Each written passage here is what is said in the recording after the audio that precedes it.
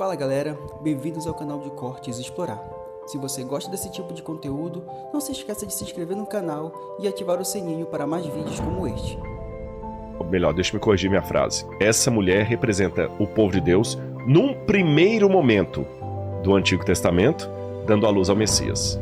É por isso que, sendo Maria uma mulher judia, que Maria era judia, Maria era judia, sendo Maria uma mulher judia da tribo de Judá, que dá à luz a Jesus, e ela é perseguida por um tirano chamado Herodes, que mata todas as criancinhas de Belém, que queria achar a criança para matar.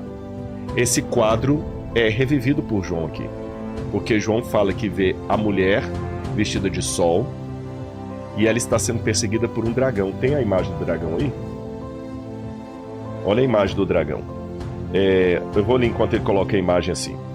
Viu-se também outro sinal no céu, e eis um dragão grande vermelho com 7 cabeças e 10 chifres, e nas cabeças 7 coroas. A sua cauda arrastou a terça parte das estrelas do céu, as quais lançou para a terra. E o dragão se deteve diante da mulher que estava para dar à luz, a fim de devorar o filho dela quando nascesse. Deixa eu explicar uma coisa aqui antes de continuar. Existe uma... Conseguiu colocar o dragão? É o dragão diante da mulher para devorar o filhinho dela que estava para nascer. Estão vendo aí? Olha, a inteligência artificial hoje faz tudo, né? Existe uma coisa também para o pessoal entender, chama-se Midrash. Parece até bolacha de chocolate, né? Midrash. Comam bolachas Midrash. Bolachas Midrash, feita do mais puro leite de coco. Midrash, na verdade, vem do hebraico Darash, ou Derash, que significa interpretar. Uma das maneiras que Deus tinha de revelar a profecia para o povo era misturar a história do povo de Deus com a história do Messias de Deus. Por isso que em Isaías capítulo 53, ele fala do Eved Adonai, do servo de Deus que sofre, e parece às vezes que você está lendo sobre Israel, às vezes é sobre o Messias. Lá no Novo Testamento, o profeta fala o seguinte: Jesus saiu do Egito para que se cumprisse o que fora dito por intermédio do profeta. Do Egito chamei meu filho. Mas ali no Antigo Testamento, o Egito chamei meu filho, eu chamei Israel do Egito. Mas aqui ele fala, e chamei o Messias do Egito. Por que isso? É porque Deus se importa tanto conosco que a nossa história também é a história dele, de dor e sofrimento.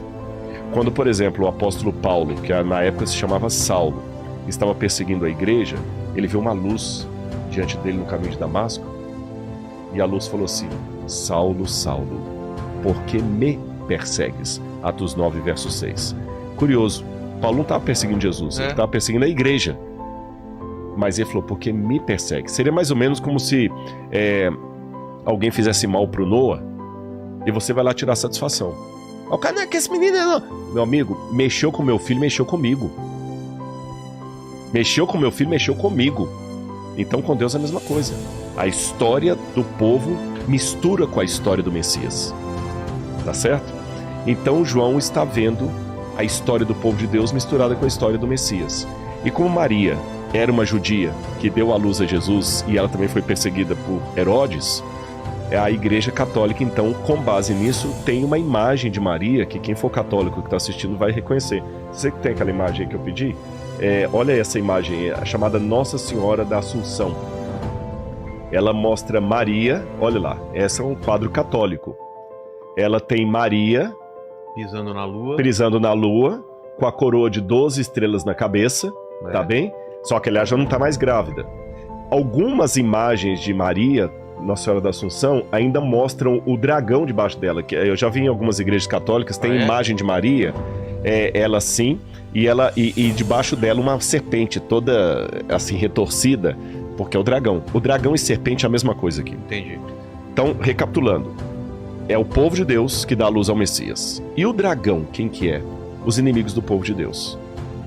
Outra coisa interessante, na Bíblia, eles misturam às vezes símbolos de potências com símbolos de monstros.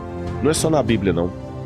Se você for estudar a arqueologia da Pérsia, da Babilônia, mesmo do Egito, ou até Roma, você vê que eles simbolizavam os grandes poderes por grandes monstros. Então, se eu quero falar, por exemplo, dos Estados Unidos, eu vou falar de um monstro. Se eu quero falar da Rússia, eu vou falar de outro monstro. É a maneira simbólica de falar de um poder. Então, que monstro era esse que estava perseguindo a mulher?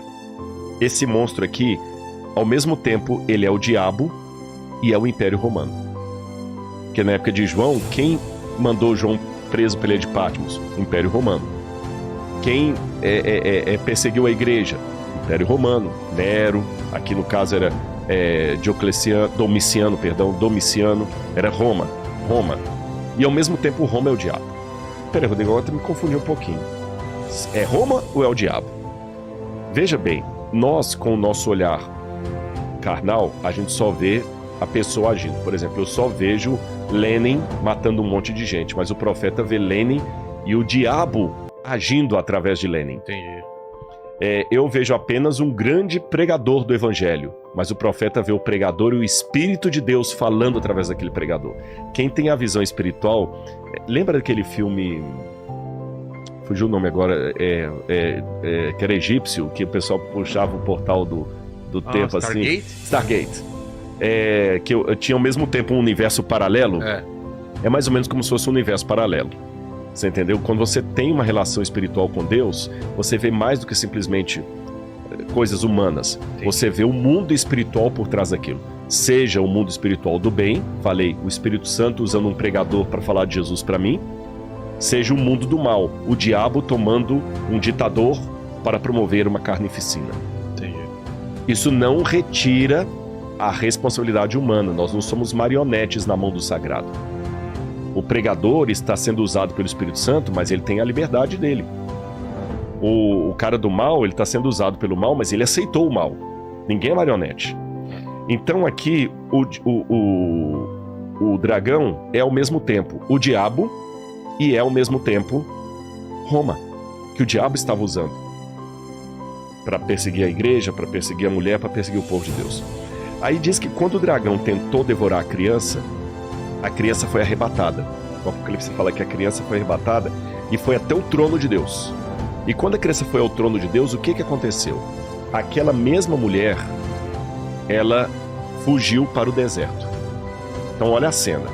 Aqui está a mulher, ela dá a luz ao bebê, o dragão quer devorar o bebê, não consegue porque o bebê é arrebatado para o céu. A mulher foge para o deserto e o dragão vai para o céu atrás do bebê.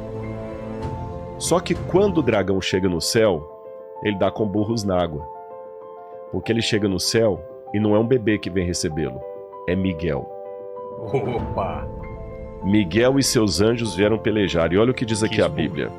Que derrotou... Que derrotou o dragão. Estourou um terço do céu, né? Exatamente. Lembra que o dragão arrastava a terça parte das estrelas do céu? Então estourou guerra no céu. Miguel e seus anjos lutaram contra o dragão. Também o dragão e seus anjos lutaram, mas não conseguiram sair vitoriosos e não havia mais lugar para eles no céu.